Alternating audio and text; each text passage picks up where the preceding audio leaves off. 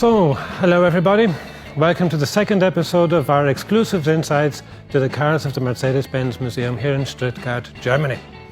So, in this episode we're going to have a look at the 300 SL Roadster on display here in the Legend Room 4, the Miracle Years.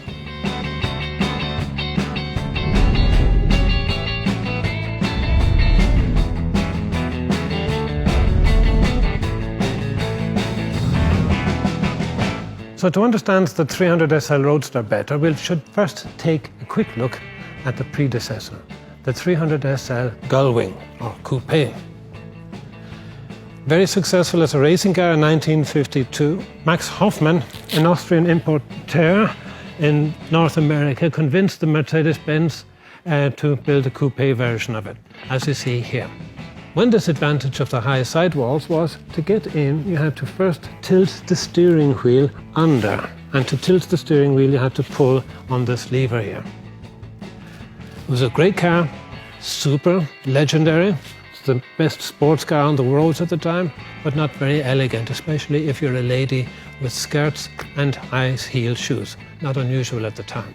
The reason the sidewalls in the 300 SL Coupe were so high was because the vehicle was built on this tubular frame.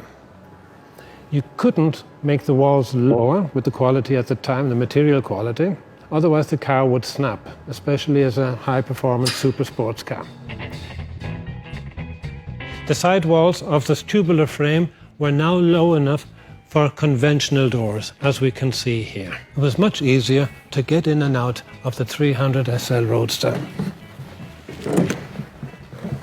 without tilting the steering wheel. Oh, look how elegant this vehicle is. You can't imagine how fast my heart is beating right now. The beauty of it. Here, for your indicator, you just have to turn left or turn right. Wonderful dashboard. What have we got here? Again, in 100 revs per minute, we have now 7,000 revs per minute.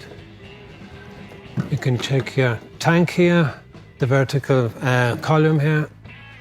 How hot is your engine? How hot is your water? Oil pressure, speedometer. It says here top speed 270 kilometers an hour, but in reality it was only 215, but that was fast enough at the time.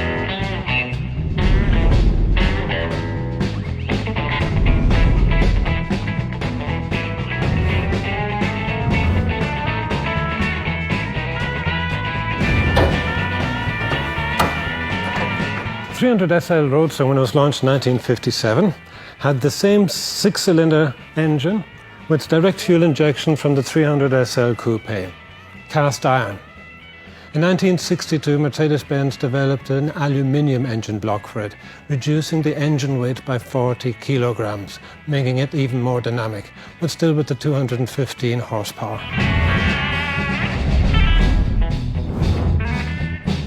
The legendary 300 SL Gullwing is known throughout the world. Who doesn't know it? But very few people have asked, where's the filling cap? The filling cap is under the boot. So if you wanted to fill your tank, you had to open the boot lid and put your petrol in, hoping that you don't spill anything. And as you can see here, with the boot, the spare wheel fills the whole room. But this wasn't designed as a tourer. You drove it to have fun. With the 300 SL Roadster, on the other hand, the filling cap was where it should be, or where it's more conventional. Let me see if I've got the right key here. There's the filling cap. Quite large then. But that meant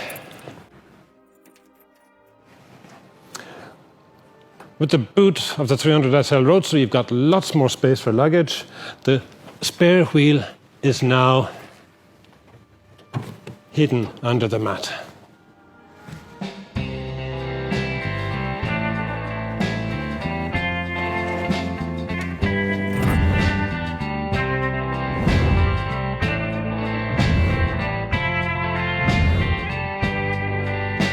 With the 300 SL, in this case here the coupe or gullwing, we now have a slow, wide air inlet or grille with a large Mercedes star in the center. You have the headlights separate to the indicators, the headlights above the indicators.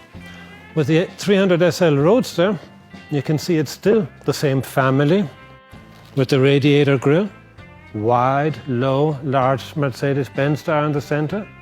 But with technological advancements, we now have the headlights, the fog lights and the indicator in one unit, in a vertical unit.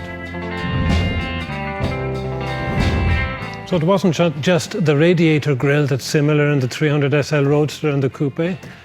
The 300 SL Roadster also had pretty much the same seats. With these vehicles, if you ever lost coins from your pockets while driving, all you had to do was remove the seat to find them. The 300 SL Roadster was launched in 1957, and up till the end of its production in 1963, 1,858 had been sold worldwide, mostly in North America, and the prime customers were actors, actresses, politicians, successful business people, people of the high society. So that was our view today of the 300 SL Roadster. I hope you'll join us next week when we'll have another exclusive insight into the cars at the Mercedes-Benz Museum.